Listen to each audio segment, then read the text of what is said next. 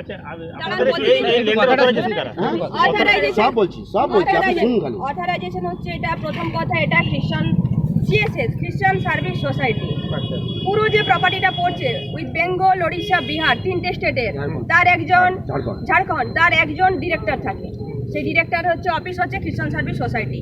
সে অফিসে তার যে পাওয়ার থাকবে এই পিএবিসি প্রপার্টি, যে যতগুলো প্রপার্টি উনি কিনেছেন আন্ডার দ্য খ্রিস্টান সার্ভিস সোসাইটি, প্রপার্টি যদি কাউকে কিনতে হয় আমাদের যে ডিরেক্টর আছে তাকে জানাতে হবে, তাকে রিজলিউশন করতে হবে। প্রথম কথা, প্রপার্টি বিক্রি করার কোনো কারণই নেই, সোসাইটির প্রপার্টিকেও বিক্রি করতে পারে না, কোনো অধিকারও নেই, বিক্রি করতে পারে না। অফিসে চলাকালীন, অফিসে যিনি এক্সিকিউটিভ সেক্রেটারি তিনি আছেন, তিনি বর্তমান থাকাকালীন কি করে 2020-তে এসে প্রপার্টি কে এসে বিক্রি করেছে সেটা তো কোর্ট বিচার করবে, এটা তো আপনি বিচার করবেন না। যখন আমরা জানতে পারি লিগেল ভাবে কোনো প্রমোটারের হাতে আমাদের সোসাইটির জমি চলে যাচ্ছে, তখন আমরা ওটা কোর্টে কেস করি। কেস চলাকালীন কখনো কোনো জিনিস কেউ পজিশন নিতে পারে না। কেসটা পেন্ডিং আছে, ওনাকে অ্যাপিয়ার করতে বলা হয়েছে, উনি কোনোভাবে কোনো কেসে অ্যাপিয়ার করছেন না করার জন্য 17 তারিখ আমাদের কোর্টে ডেট ছিল। আমরা এখানে যেহেতু উনি বারবার দেখছেন, আজকেও দখল নিতে চলে এসেছে, এর আগেও উনি এসেছেন, তার জন্য আমরা কি করেছিলাম তাড়াহুড়োতে, যেহেতু উনি ইনজাংশনে অ্যাপিয়ার করছেন না, আমরা একটা ইনজাংশন ইন্ট্রিম কিছুদিনের জন্য আমরা একটা ইনজাংশন চেয়েছিলাম কোর্টের কাছে, জজ কোর্টে। যখন চাই তারপরে 3 মাস পেরিয়ে গেছে, তারপরে অ্যাপিয়ার করেন।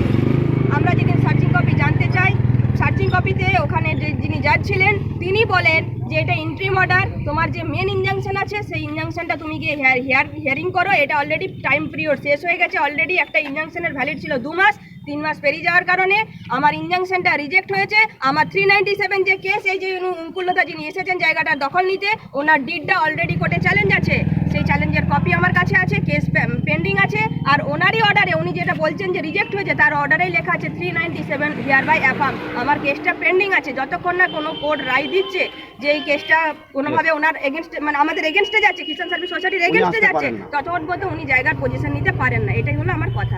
এরপরে আপনি কি বলছেন আপনি বলুন, আপনার উপরে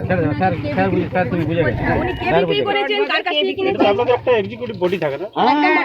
এই তো বডি আছে 10 জন না 12 জন, বডি আছে 30 জনের বডি আছে, প্রায় বডি আছে। এবার বলুন কে অন্যায় করছে কে ন্যায় করছে, ভালো করে দেখবেন। উনি যে প্রপার্টি আপনারা টিএস কেস করেছেন নাকি?